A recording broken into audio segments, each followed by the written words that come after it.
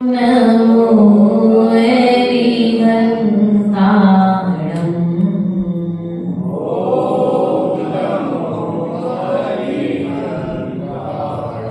ॐ नमो सिद्धिसिद्धाणं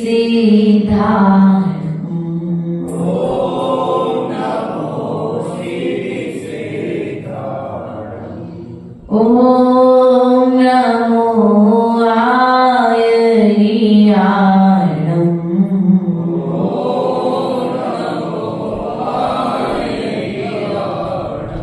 ॐ नमो वज्रायाणं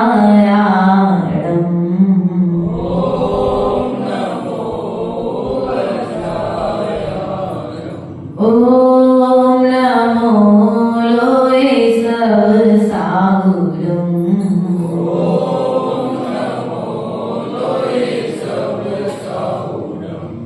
तीनी भुवन में सार वीतिरागी विज्ञान था शिव स्वरूप शिविकार नमो त्रियोग संहार की ये शास्त्री राजी अति उत्तम शास्त्र प्यारा जो भी लिखा सच लिखा गुरु ने उचारा जो जो रहस्य में गुरु आप खोलो मैं मौन हूँ अभी यहाँ गुरु आप बोलो मैं मौन हूँ अभी यहाँ गुरु आप बोलो। बोले अनंत शुद्ध परमेश्वरी भगवान की देवादिदेव चैतन्य चमत्कारी चिंतामणि मूलाय पार्श्वनाथ भगवान की शासनाय भगवान महावीर स्वामी की आचार्य भगवत कुंद कुंद स्वामी की विराट सागर जी विशुद्ध सागर जी महाराज की आचार्य भगवत 108 विभव सागर जी महाराज की छड़ा ग्रंथ राज की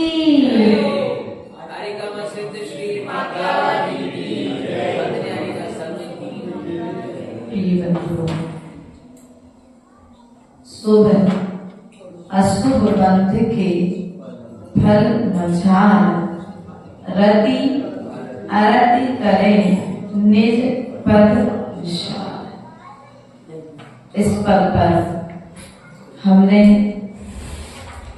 कल विवक्षा सुनी थी, अर्थात शुभ के उदय में सुख के उदय में हमें अशुभ का बंध नहीं करना है, क्योंकि शुभ के उदय में व्यक्ति अपने आप को बलवान मान लेता है और बलवान मान करके दूसरे के लिए सताना प्रारंभ कर देता है।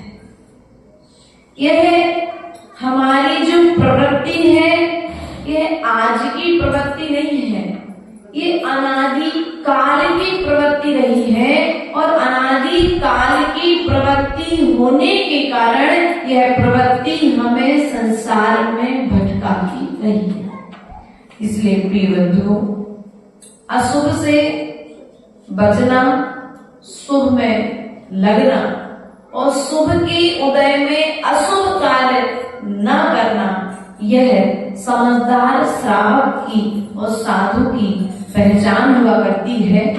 असाधा वेदनी कर्म का उदय कितना भी तीव्र आ जाए, लेकिन जो श्रद्धावान विवेकवान क्रियावान श्रावक होगा वह उस अशुभ के उदय में अशुभ का बंध नहीं करेगा। क्या हमने उदाहरण दिया था कि पाप कर्म का उदय आया तो पैर में फोड़ा हो गया, लेकिन अब फोड़ा तो हो गया, उस थोड़े की पीड़ा को तुम समता पूर्वक यदि सहन करते हो तो कर्म की निर्जरा कर लोगे, और यदि उस पीड़ा को तुम चिल्ला करके, चीख करके, एक दूसरे पर डांट करके आदि आदि प्रकार से यदि सहन करते हो तो क्या होगा? पाप के उदय में पाप का बंध करके संसार में भटकना पड़ेगा। इसी बात को आचार्य भगवान कहते हैं, सुर असुर के बंध के फल में इस जीव ने राग द्वेष करके निज आत्मा को भूल करके संसार में परिभ्रमण करता रहा।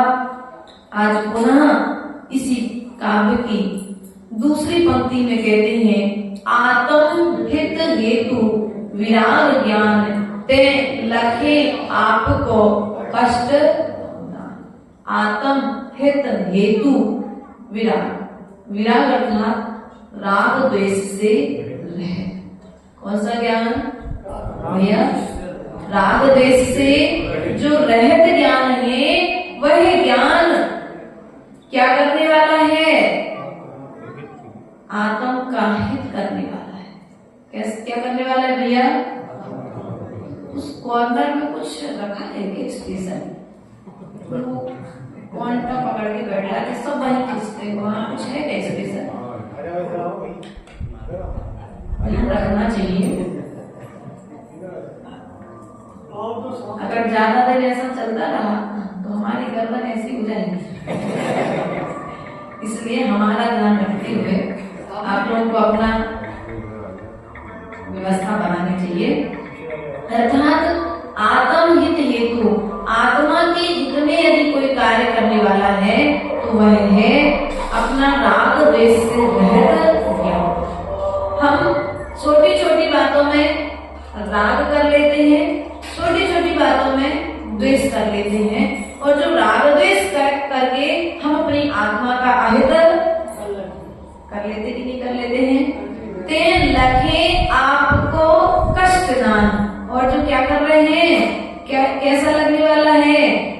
ते लखे आपको, उनको, अपने आत्मा को दुखदायक मानता है। किसको दुखदायक मानता है? जो बातें आत्मा का हित करने वाली हैं, वीतराग ज्ञान है, जो भगवान के द्वारा दिया गया उपदेश है, उन बातों को वह जीव क्या मानता है? अपना शत्रु मान लेता है। कोई आपको अच्छी सलाह देने आ जाए, आप बड़े दुखी बैठे थे घर पर, और आपको कोई सलाह देने आ जाए, मुझे कोई बात नहीं, ये आना जाना तो चलता ही रहता है, नुकसान और फायदा तो व्यापार में चलता ही रहता है। अब आपको क्या आएगा सामने वाले का? देखो आप कितनी ईमानदारी से बोलते हो।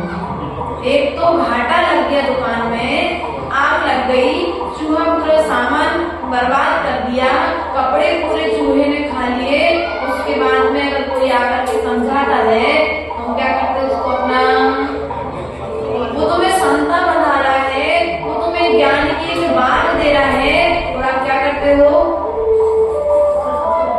तो मैंने तुम्हारी दुकान में लगे जाओ। क्या सोच रहा है व्यक्ति? जब तुम्हारे साथ हुई है ऐसी घटना तब पता चलेगा नहीं। यदि कोई तुम्हारे लिए धर्म का उपदेश देके, संबोधन देके संभालने का प्रयास कर रहा है, तो उस ज्ञान की कीमत ना करके क्या करते हैं? उसे अपना अहित कार्य मान करके उस पर चढ़ाई कर देते कि नहीं कर देते? और ऐसा करके हम दूसरे का अहित नहीं करते, हम स्वयं का अहित कर लेते हैं। इसलिए प्रिय बंधुओं, यदि आत्मा का हित चाहते हो तो राग द्वेष से रहित हो जाओ। क्या हो जाओ? क्योंकि राम ने धैर्य को रखा था तो वे कोई मुनिराज नहीं थे, विश्रावक थे। क्या श्रावक थे? पिता ने भरत को जब राज गद्दी पर बैठाने का निर्णय दिया तो राम ने द्वेष नहीं किया, राम ने संक्लेश नहीं किया, राम ने साहस से स्वीकार कर लिया।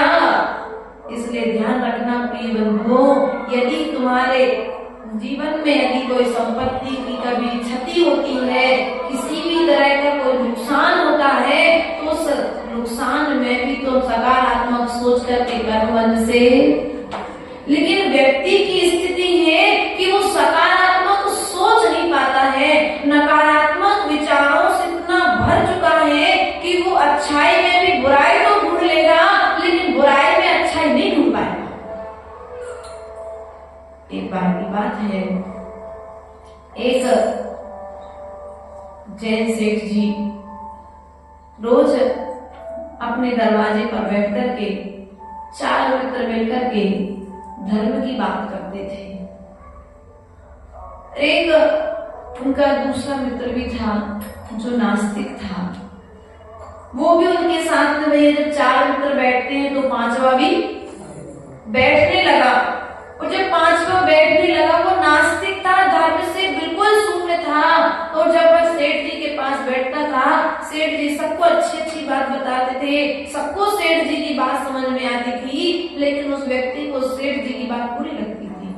वो बेचारा अंदर अंदर से सेठ जी धर्म कर्म की बातें करते रहते हैं, इन्हें कुछ ज्ञान, बाहर की दुनिया को कोई ज्ञान नहीं है। वे दिगंबर मुनिराजों में हमेशा प्रशंसा करते थे, कितने महान होते हैं, कितनी अच्छी उनकी चर्या होती है, आदि आदि विषयों पर प्राय करके श्रावकों के श्रद्धान को बढ़ाया करते थे। लेकिन क्या हुआ, उस जीव के मन में एक दिन विचार आया कि आज मैं जाकर के सेठ जी को समझाऊंगा कि सब फालतू की बातें छोड़ो, कोई मुनिराज मुनिराज ये सब ढोंग है। क्या बोले, ये सब कुछ ढोंग है, मैं आज सेठ जी को जाकर के समझाऊंगा।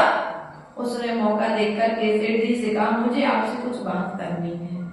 ठीक है, सेठ जी ने कहा ठीक है कर लो बात। समय दे दिया, सेठ जी के पास जब बैठा तो बोला, सेठ जी देखो तुम इतना धर्म कर्म करते हो, इसमें कोई फायदा होने वाला नहीं है। यदि धर्म का फल तुम्हें कुछ मिलना होता है तो तुम आज कुटिया में रहते हो, चूल्हे से रोटी बनाते हो, नाना तरह के उपक्रम करते हो। अगर धर्म का फल कुछ मिलना होता तो तुम आज महलों में विराजमान हो जाते, तुम्हारे लिए एक छोटी सी दुकान नहीं, तुम्हारी बड़ी बहुत बड़ा शोरूम होता, तुम गाड़ियों में घूमते, तुम्हें बैलगाड़ी में घूमना पड़ रहा है। नाना तरह की बातें करके वो धर्म का विरोध करके सेठ को समझाने लगा। लेकिन सेठ तो समय दृष्टि था। सेठ ने कहा, देखो भैया धर्म का फल है कि मुझे छोटी सी कुटिया मिली, कम से कम मुझे गुड़ पर तो नहीं सुना पड़ता है।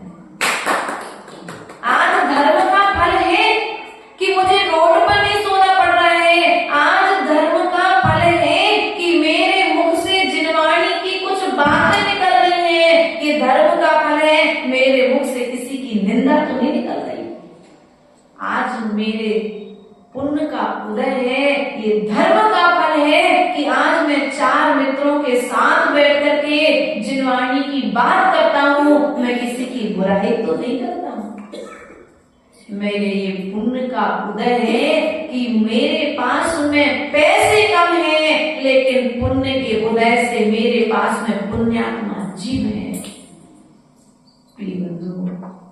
वैसे तो धर्म की महिमा को बताने लगा, धर्म के फल को ज्ञान कराने लगा, लेकिन मिथ्या दृष्टि जीव के मन पर धर्म की बात, सांप के मुंह में कितना ही दूध पिलाओ, निकलेगा तो विसीद बोलेगा। जिनवाणी उसे कहाँ बचने वाली है। शेर के मुंह में हाथ डालो तो क्या होगा, जिंदा बचोगे क्या? ऐसे ही वो सेठ को बार बार समझा रहा है, लेकिन सेठ ने अपना श्रद्धा नहीं छोड़ा। और आज कोई आपको समझाने आ जाए तो क्या होगा, पंडित जी, कोई कहते हैं पंडित जी उम्र हो गई अब दीक्षा ले लो, तो पंडित आने को गुस्सा,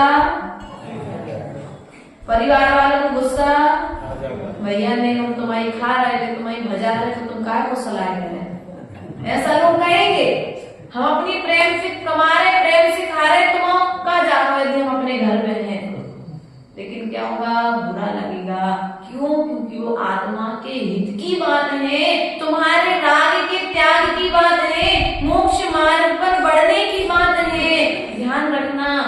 अच्छी बात सबको कभी कभी बुरी, सत्य को स्वीकार करना पड़ेगा।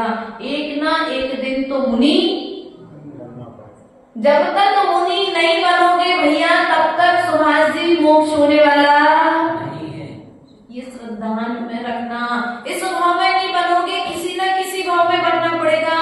आज नियम नहीं लोगे, किसी न किसी भाव में तुम्हें नियमों का पालन करना पड़ेगा। कुछ नियम रूप में पालन करोगे तो कुछ यम रूप में पालन करोगे, तब कहीं जाकर के संसार से पार हो पाओगे। संसार क्या है, ये भव क्या है, एक नाव के समान है। इस भव से यदि पार होना है तो एक नियम की पतवार लेनी पड़ेगी और एक यम की पतवार लेनी पड़ेगी। कुछ नियमों को जीवन भर के लिए पालन करना पड़ेगा और कुछ नियमों को कुछ समय के लिए पालन करके अपने जीवन को निर्दोष व्यतीत करना पड़ेगा। आत्मा के हित की बात सेठ समझते जा रहे हैं, लेकिन सेठ के ऊपर में उस व्यक्ति की, नास्तिक व्यक्ति की बात का कोई असर नहीं पड़ा। सेठ ने कहा समझा तो बहुत रहा है, लेकिन इसको इसकी युक्ति से समझाना पड़ेगा। जब व्यक्ति साधारण तरीके से नहीं समझता है तो थोड़ी सी उंगली, कहते हैं ना घी जब सीधी उंगली से नहीं निकले तो थोड़ी सी टेढ़ी, ये तो तुम लोग को करनी पड़ती है। कभी व्यापार के बीच में तो कभी परिवार के बीच में तो कभी समाज के बीच में। तो हुआ क्या, उस सेठ ने कहा, कुछ समय बीत गए तो सेठ ने उस नास्तिक व्यक्ति से कहा कि देखो परीक्षण करवा रहे हैं और मेरा नियम है कि मैं दिगंबर मुद्रा के दर्शन करके ही भोजन करूंगा। क्या कहा, मैं दिगंबर मुद्रा के दर्शन करके ही भोजन। अब पंचम इस काल में मुनिराजों के दर्शन होना संभव नहीं है, तो एक काम करो, 10 दिन के लिए तो मुनि बन जाओ। क्या बन जाओ? 10 दिन के लिए तो मुनि बन जाओ। मैं तुम्हें पूरे, तुम कहते हो ना मुनि तो ये कोई फालतू काम है, नग्न तो कोई भी रह सकता है, कोई भी केस लॉन्च कर सकता है, कोई भी एकासन कर सकता है, कोई भी रोड पर पैदल चल सकता है, अंतराय बढ़ सकता है, भूखे रहना बहुत आसान है।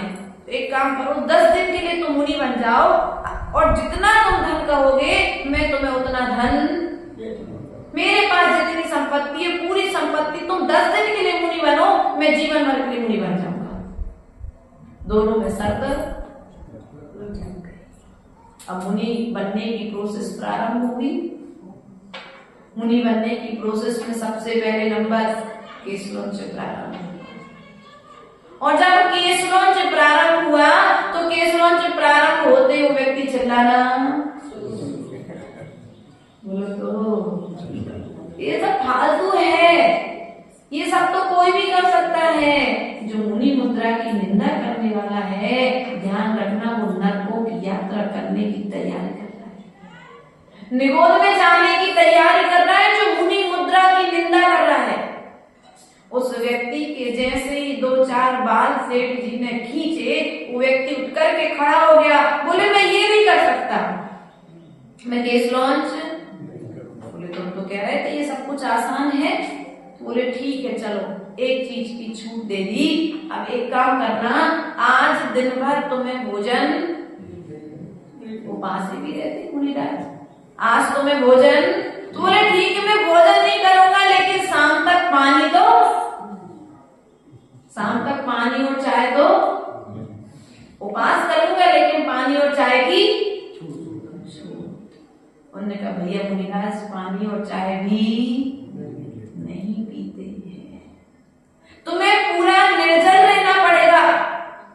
ठीक है, निर्जल तक बात हुई। उसके पश्चात में आया कि जैसे मुनिराज निर्विकार मुद्रा को धारण करके पूरे नगर में परिभ्रमण करते हैं, तुम उन्हें नग्न कहते हो, लेकिन वह मुद्रा नग्न नहीं है, वो निर्विकार मुद्रा है। तुम कुछ नहीं करना, आज मुनि की तरह पिछी कमंडल लेकर के नग्न मुद्रा में इस मोहल्ले का एक चक्कर लगा करके आ जाओ। बोले ये भी मैं। जो साधुओं की निंदा कर रहे हैं उनके लिए विचार करना चाहिए। एक बार उनके जैसा भेष, तुम्हें खेल में भी वह भेष धारण करना आसान और वे जीवन पर्यंत के लिए इस मुद्रा को अपना लेते हैं। अंतराय आ जाता है। साधु की ईमानदारी तो देखो, आप लोग कहीं कहीं पर जिनके कहते ना मिथ्यात्व का चश्मा जिनकी आंखों पर लगा है, उन्हें बुराई बुराई बुराई दिखाई देती है, लेकिन कभी अच्छाई भी देखो तो अंदर जाकर के देखो कि साधु कितना भी बेईमान हो जाए, लेकिन जब अंजलि में बाल आता है तो तुम सब बाल को धागा कहते हो, साधु बाल को बाल कह करके अंजलि छोड़ करके ईमानदारी। यदि वो अंजलि भोजन करते समय ईमानदार है तो क्या वह अन्य क्रियाओं में ईमानदार नहीं होगा? हो सकता है कर्मिक उदय में वो कर्म उससे वो काम करा रहा हो, भीतर उसकी भावना ना हो। कुछ कार्य कर्म के उदय से भी नियत हो जाते हैं और टालने पर भी टलते नहीं है। साधु चाहता भी है लेकिन फिर भी वो कार्य करने पड़ जाते हैं। इसलिए प्रिय बंधुओं ध्यान रखना, कल भी हमने आपसे कहा था जो आज तत्काल दिख रहा है उसे देख करके त्रिकाल का निर्णय मत लेना, क्योंकि जो आज चंडाल रूप में है वह कल भविष्य का भगवान होने वाला है। शेर जो जंगल में जानवर खा रहा था वह जिनेंद्र बनकर के जिनालय में विराजमान हो गया।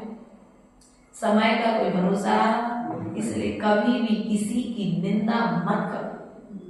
जो आत्मा को बुरी लगे ऐसा कार्य मत करो। आप घर में ध्यान रखते हो, हमारे पास आते हो तो बात करते समय ध्यान रखते हो कि मुझे ऐसी कोई बात नहीं करना है जो माता जी को बुरी लग जाए। हमें ऐसी कोई बात नहीं करना है जो बात पत्नी को बुरी लग जाए। हमें ऐसी कोई बात नहीं करना है जो हमारे बड़ों को बुरी लग जाए। लेकिन आप सबकी बुरे और भले का तो सोचते हो, लेकिन आत्मा का बुरा भला कब सोचोगे?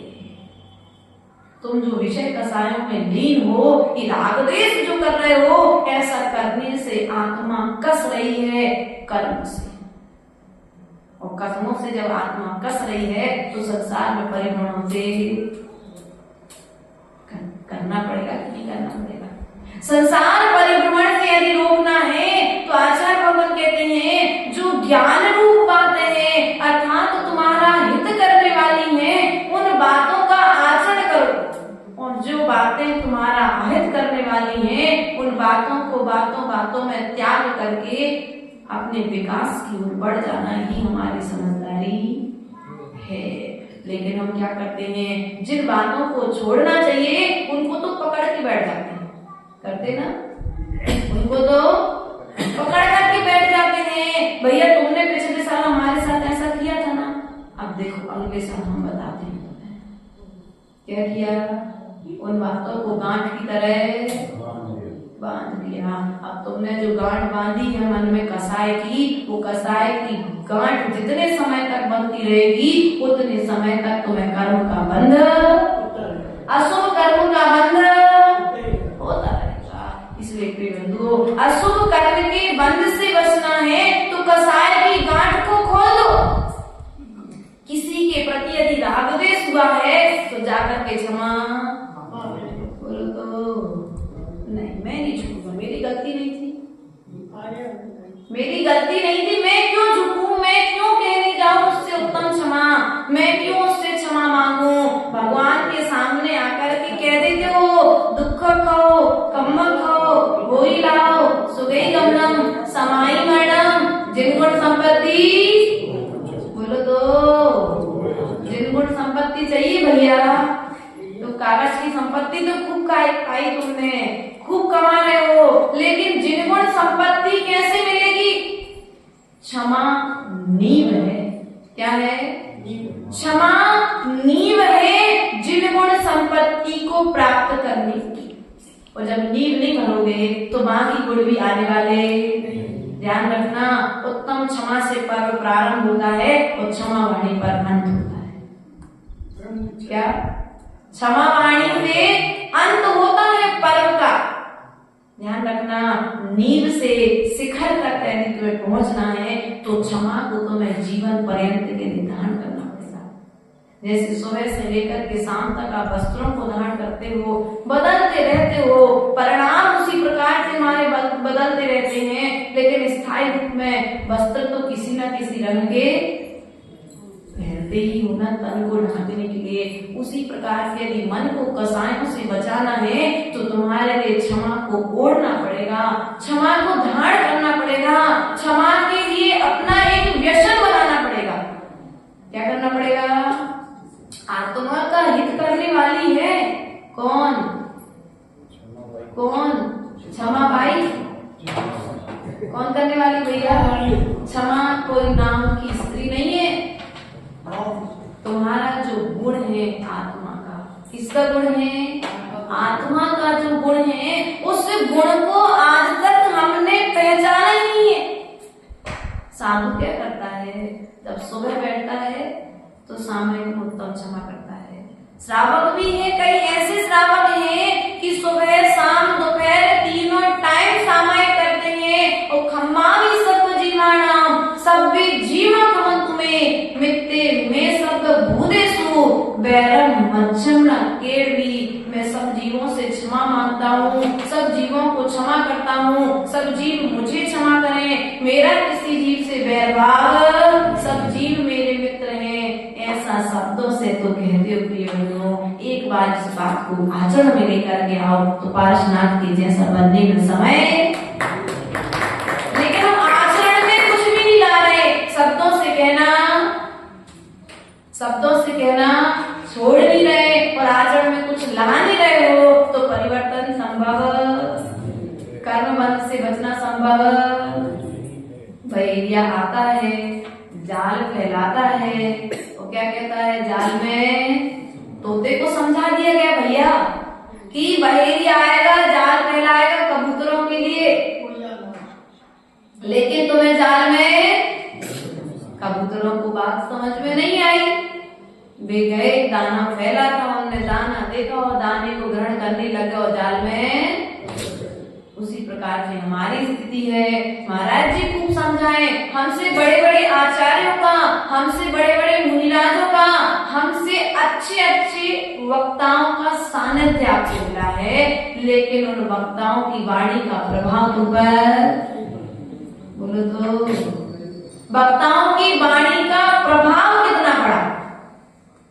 पड़ा क्या? अगर प्रभाव पड़ा होता तो आज जिस मुद्रा में बैठे हो शायद उस मुद्रा में नहीं होते। बचपन से लेकर के 55 की उम्र तक हमने मुनियों की वाणी सुनी, परिवर्तन तो आया, लेकिन जितना परिवर्तन आना चाहिए था उतना परिवर्तन नहीं आया है। इसलिए प्रिय बंधुओं, यदि तुम्हें अपने जीवन में परिवर्तन लाना है, कसायों से बचना है, तो जिन वाणी में जिनेंद्र देव ने जो कहा है उस वाणी का हमें आचरण करना। सुनने से काम, तो एक काम करो, सुनना भी बंद क्यों भैया? एक काम करो, पूजा करने से कोई फायदा नहीं, क्योंकि मन तो लगा ही नहीं रहा है।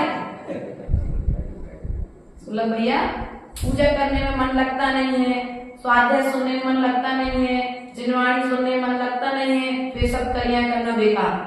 एक काम करो, सब क्रिया करना छोड़ दो। क्यों पवन जी ऐसे करना? ध्यान रखना, अगर मन नहीं लग रहा है लेकिन फिर भी संस्कार भैया। हाँ बस हम पहुंच गए थे, आप पहले पहुंच गए। ध्यान रखना, यदि तुम्हारा पूजन करने में मन नहीं लग रहा है, आचार्य गुरुदेव सदा कहते थे कि बेटा यदि सामयिक करने में मन नहीं लग रहा है तो सामयिक करने का संस्कार तो बना लो, अर्थात बैठने का संस्कार तो बना लो। भीतर में इतना एहसास रहे कि मैं आवर्त करके सामयिक करने बैठा हूँ, इतना एहसास तो, इतना तो बना रहे कि मैं श्रावक हूँ, मुझे पूजा करने जाना है, पूजा करने जाना है। अब मन नहीं लगता, बात समझ में नहीं आती, ये बात की बात है, तुम जाकर के बैठो तो क्रिया करना प्रारंभ तो करो। जैसे बूंद बूंद से घड़ा भरता है, एक दिन वह बात तुम्हें समझ में आएगी तो तुम्हारे जीवन में निश्चित ही परिवर्तन। लेकिन कई जीवों ने कहा कि बिना मन के सब काम करना, पंडित जी बिना मन के सब कुछ काम करना, भूख नहीं लगे तो भोजन नहीं करना चाहिए, ऐसी मन नहीं लगे तो धर्म नहीं करना चाहिए। क्या बिना भूख के भोजन और बिना मन के धर्म करना तुम्हारे हिसाब से गलत है। ये तो ध्यान रखना। जब भूख नहीं लगे तो भोजन ना करो, ये तो बात ठीक है, लेकिन जब मन ना लगे उस समय धर्म जरूर करो, क्योंकि जितने समय तुम धर्म के क्षेत्र में रहोगे, धर्म के साथ में रहोगे, उतने समय तुम पाप से बचे रहोगे। हमें तो इतना नहीं आता है, गुरु जी ने तो नहीं कहा था। हमने कहा गुरु जी हमसे ज्यादा सामयिक में स्थिरता नहीं बनती, हिल्ला डुल्ला भी हो जाता कभी कभार, इससे नहीं बैठ पाते। बोले बैठ तो रहे ना, आज बैठने का संस्कार बना लिया है, कल स्थिरता आ जाएगी। जैसी कर्म का उदय शांत पड़ेगा, कर्म की पावर जैसे शांत पड़ेगा, वैसे तुम पे स्थिर बैठ देवी। तुम्हारा मन जो बार बार भाग रहा है, बच्चा जब भागता है तो उसे क्या करते हो, रस्सी से भैया दीपेश थोड़े समय बड़ा हो जाएगा तुम्हारा मोक्ष, और जब भागेगा तो उसे पलंग की से या सोफा सेट की उससे डोरी से बांध कर उसको अंदर में ही रखते हो ना। ऐसे हमारा मन है, वो भागता है, उसे भागना है तो बांधो कैसे, रस्सी से बांधने की जरूरत नहीं है। जो धार्मिक क्रियाएं बताई गई है उन क्रियाओं से उसे धर्म से बांधने का पुरुषार्थ करो। मन नहीं है ना अभिषेक करने का, लेकिन फिर भी जाओ। पूजन करने का मन नहीं है ना, लेकिन फिर भी जाओ। क्यों जाओ? सामायिक करने का मन नहीं है, फिर भी जाओ। प्रतिक्रमण करने का मन नहीं है, लेकिन फिर भी करो। वैयावृत्ति करने का मन नहीं है, लेकिन फिर भी करो, क्योंकि तुम मन के नौकर नहीं हो, तुम मन के मालिक हो। लेकिन तुम मन के नौकर बन करके मन जो कहता है तुम वो काम करना प्रारंभ, और मन की जब मानते हो और मन मानी के फल से तुम संसार में भटकते। इसलिए मन मानी करना हमें बंद करना है। मन जो कह रहा है वो मत करो, तुम्हें मन रोक रहा है, लेकिन फिर भी तुम धार्मिक क्रियाओं को जाकर के करोगे तो एक ना एक दिन वह मन भी जब तुमसे हार जाएगा तो क्या होगा? घर में भैया सरल भैया कई बार जब बहस होती होगी भाभी जी से तो क्या कहते, भैया तुम ही जीते हम हारे। अंत में भैया जैसी तुमको वैसा ही, क्यों भैया सही कह रहे ना महाराज जी के भैया श्रीमान संजय भैया। घर में कभी कभी ऐसा मौका पड़ता है कि नहीं पड़ता संजय भैया? आता है प्राय करके, जब बच्चे अपने नहीं मानते हैं, पत्नी पति की नहीं मानती है, पति पत्नी की नहीं मानता है, और जब बहस अपने एक चरम सीमा पर पहुंचती है तो अंत में एक को शांत होकर के कहना पड़ता है, भैया तुम जैसी कहूं मैं वैसी स्वीकार है। ऐसे मन को हराने के लिए तुम इतना श्रुत के अभ्यास में लग जाओ, इतना अधिक तुम धर्म का आचरण करने लग जाओ कि एक दिन तुमसे मन हार करके कहे, भैया तुम जैसी कहोगे हम वैसा धर्म। आज माता जी का केस लॉन्च था, माता जी ने केस लॉन्च किया तो मन पर विजय प्राप्त करके किया कि मन ने जैसा कहा वैसा कर दिया। मन ने तो कहा था कि नहीं केस लॉन्च नहीं करना, बहुत तकलीफ होती है, सिर को बाल निकालने में बहुत दर्द होता है, लेकिन माता जी ने कहा देखो तुम जीतते कि हम जीतते। वो बैठ के 4 महीने से लेकर के अभी केस लॉन्च करके अपने मन की नहीं सुनी ना। मन में थोड़ा सा दर्द हुआ, थोड़ी सी तकलीफ हुई, लेकिन ये एहसास था कि जैसे जैसे ये केस हमारे सिर से निकलते जा रहे हैं, ऐसे ऐसे हमारे कर्म भी तन से निकलते। केसों के साथ साथ में कर्म कटते जाएं तो केस लॉन्च सार्थक है, और केसों के साथ साथ यदि कर्म बनते जाएं, केस तो निकले लेकिन कर्म ना बने, इस बात का सदा ध्यान। धर्म हो लेकिन धर्म करते हुए अशुभ कर्म का बंध ना हो तो तुम वीतराग विज्ञान को पाकर के क्या करोगे? कर्म की निर्जरा करके वीतरागता को प्राप्त कर लोगे, वरना तुम्हें ये अच्छी बात है तो आत्मा को कष्ट देने वाली। हमसे पता है जब आ रहे थे हम यहाँ संजय भैया चातुर्मास्तर ने, तो ये सुलभ भैया पहुंचे हमारे पास, कैसी है माता जी? ने पता है हमसे एक बात पूछी थी, माता जी जब आप आहार लेते हो तो नियम तो नहीं देते? क्या पूछा था? आप नियम वगैरह तो नहीं देते? हमने कहा नहीं भैया हम नियम नहीं देते। बोले तो ठीक है। तो फिर ठीक है। हमने कहा क्यों? बोले लोग नियम के डरते हैं और आहार दान देने। क्यों? साधु के पास आओगे तुम्हें नियम मिल जाएगा, वो नियम तुम्हें पाप से बचाएगा, तुम्हें नरकों की यात्रा करने से बचाएगा, स्वर्ग के सुख को देने वाला है, संसार में रहते हुए तुम्हें सुख को देने वाला है। ऐसे सुख रूप नियमों से यदि तुम बचने का प्रयास कर रहे हो तो ध्यान रखना तुम दुख की वो प्रवृत्ति करके दुख का भोग। इसलिए प्रयास सदा करो कि धर्म करते हुए मन ना भी लगे लेकिन फिर भी धार्मिक क्रियाओं को छोड़ना। भूख नहीं लगती लेकिन फिर भी माँ ने घर पे भोजन बनाया तो भोजन तो ओम जी कभी कभी मन रखने के लिए भी घर में भोजन, मन नहीं भी हो, अच्छे हारे थके आए हो व्यापार करके लेकिन फिर भी माँ ने भोजन बनाया है, बहू ने भोजन बनाया है, यदि मैं भोजन नहीं करूंगा तो उससे बुरा। अब तुम्हें उनके बुरे की चिंता तो है, 3 लोग के नाच को बुरा लग रहा है तुम्हारा आचरण देख करके, उनकी चिंता क्यों? क्योंकि वे तो सिद्धार्थ है, खुद वापस आने वाले हैं। ध्यान रखना ऐसा विचार मत करो, वो तो अब उन्हें तुम्हारी क्रियाओं से कोई फर्क पड़ने वाला नहीं है। दर्पण के सामने तुम काला व्यक्ति जाए तो भी दर्पण दिखाएगा और गोरा व्यक्ति जाए तो भी व्यक्ति दर्पण दिखाएगा। उसी तरह की क्रिया भगवान के पास में रह गई है, मात्र वे हस्तक्षेप करने नहीं आएंगे लेकिन माँ जिनवाणी तुम्हारे जीवन में हस्तक्षेप करके सुधार की भावना सदा रखती है। गुरु तुम्हारे जीवन में हस्तक्षेप करके तुम्हारे जीवन के विकास की भावना सदा रखते हैं, लेकिन वे गुरु यदि तुम्हें विनाश रूप दिखने लग जाएं तो समझ लेना अब तुम्हारा विनाश निश्चित है।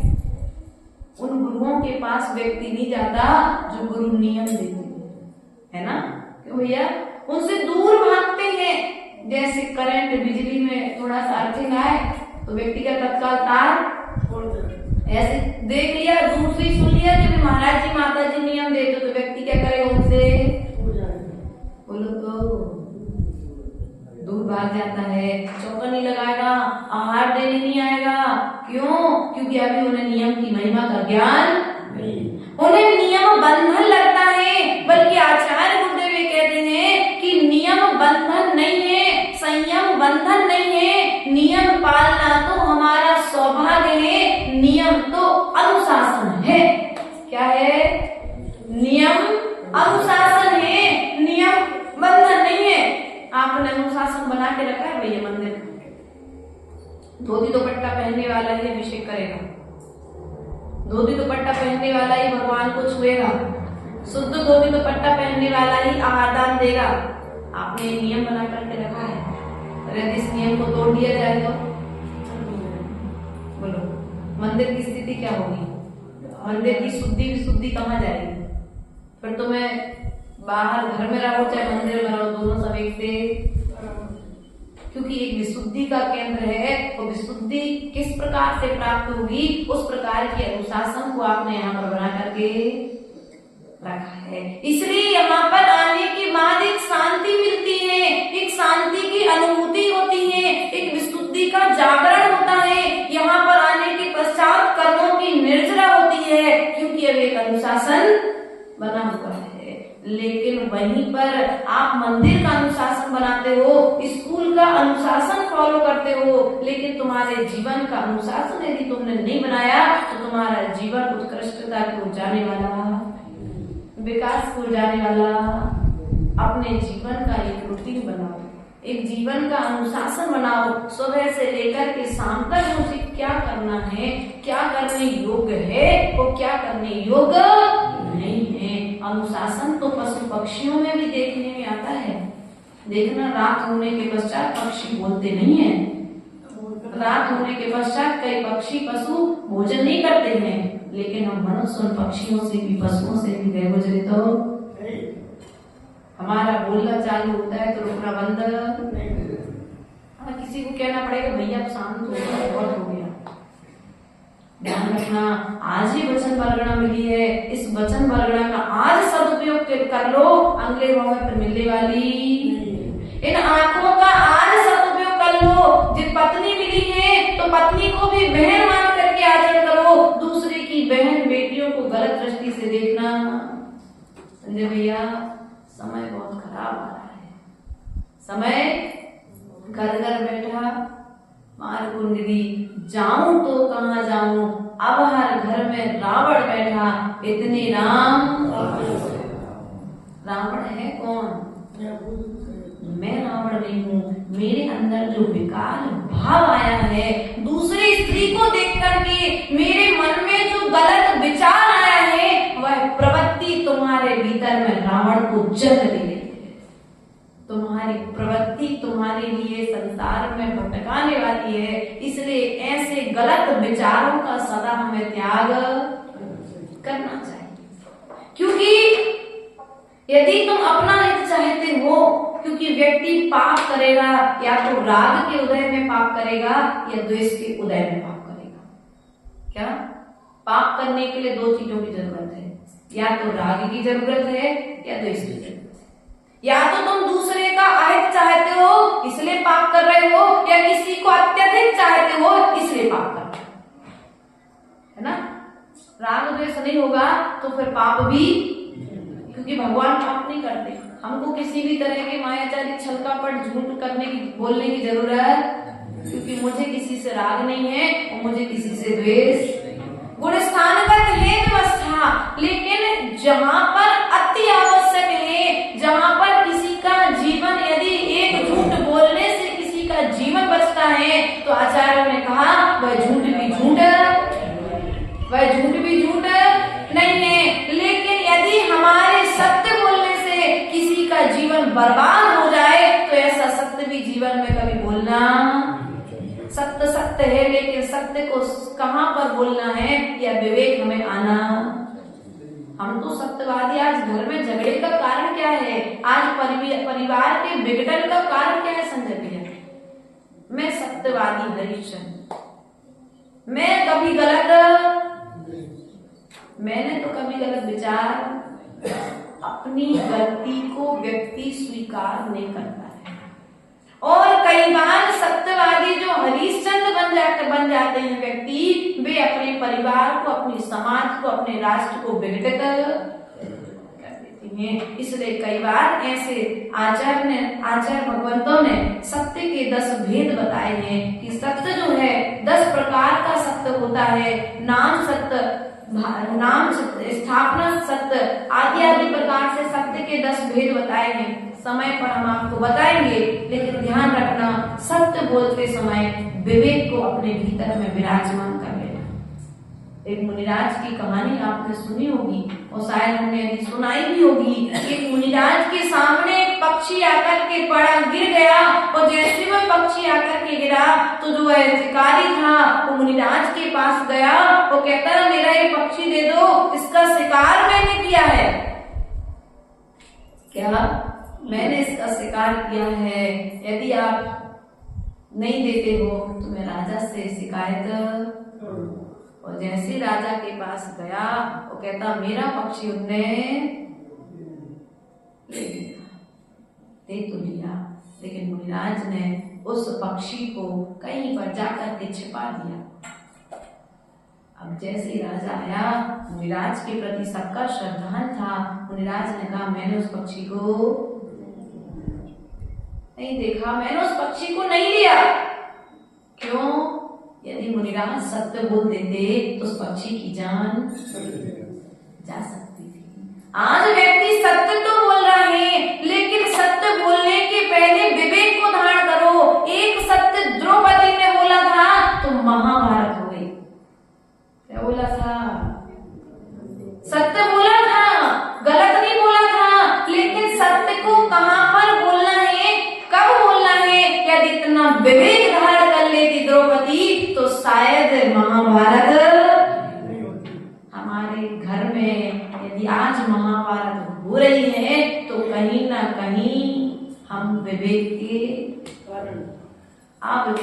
कारण हमारे घर में महाभारत हो रही है। दिन रात का यदि झगड़ा हो रहा है तो अभी हमें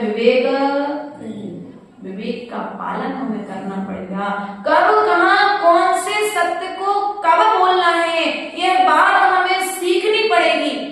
एक हिरण की घटना आती है कि शिकारी आया, मुनिराज ध्यान साधना में लीन थे, वो हिरण मुनिराज के सामने से निकल गया। शिकारी ने पूछा, मुनिराज हिरण किस दिशा में गया? हिरण गया था दक्षिण में। मुनिराज ने कह दिया पश्चिम में। अब बताओ, महाराज ने झूठ बोल दिया, सत्य महाव्रत में दोष लगा लिया। तुम्हें तो ये दिखेगा दीपेश कितने गलत है महाराज जी। जब सामने ही में देखा था कि दक्षिण की ओर गया है तो पश्चिम की ओर क्यों बताया? ये तो महाराज ने बहुत गलत किया है। इनके पास जब सत्य महाव्रत नहीं है तो आगे की महाव्रत और क्या होगी? अब हम इनके पास में, जब महाराज जी झूठ बोलते हैं तो सामान्य श्रावक क्या नहीं करेगा? ऐसा करके आपने महाराज से दूर।